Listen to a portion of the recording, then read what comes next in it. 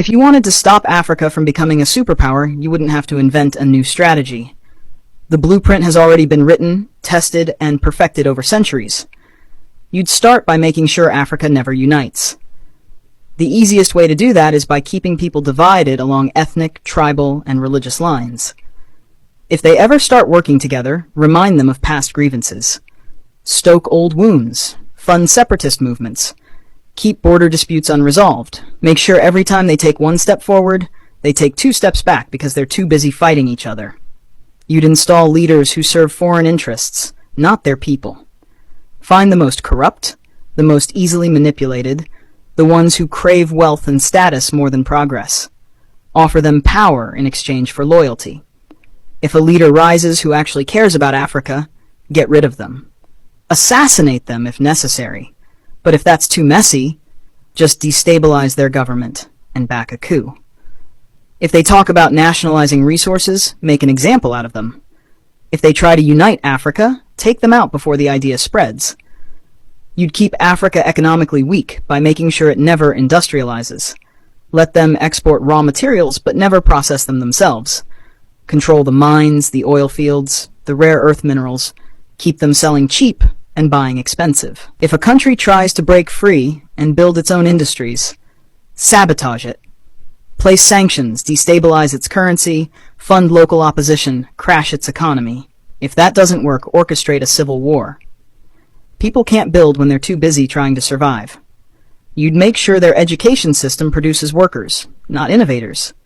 Teach them history that glorifies their oppressors. Make them think their cultures are primitive. Their ancestors were savages. Their future depends on foreign approval. Train them to memorize, not to think critically. Keep their best and brightest looking overseas for opportunities. Make them dream of escaping Africa rather than fixing it. Offer scholarships that take their top minds to the West and never encourage them to return.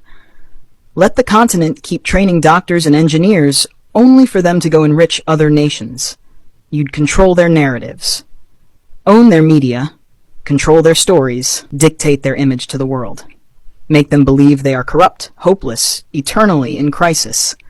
Flood their screens with poverty porn and war zones. Show them charity ads that make them believe they are helpless without foreign aid. Downplay their successes. Twist their victories into isolated incidents.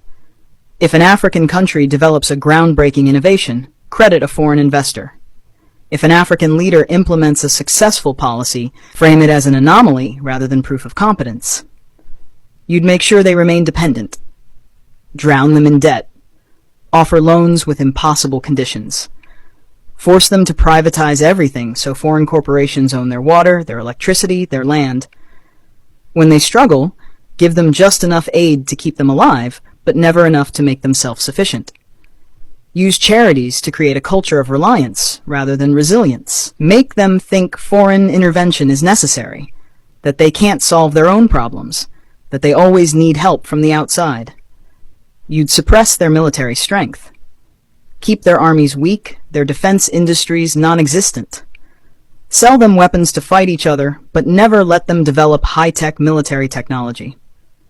If a country tries to build a strong defense system, accuse them of being a threat to stability. Make sure they always need foreign peacekeepers, foreign military bases, foreign advisors controlling their security. Keep them vulnerable to invasion, coups, and foreign interference. The formula is simple. Divide, corrupt, exploit, miseducate, control. Keep them fighting each other. Keep them looking outside for solutions.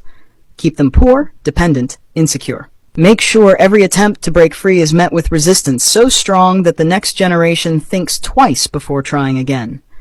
This isn't a theory. It's history. The real question isn't how to stop Africa from becoming a superpower. It's how Africa can break the cycle despite every effort to keep it down.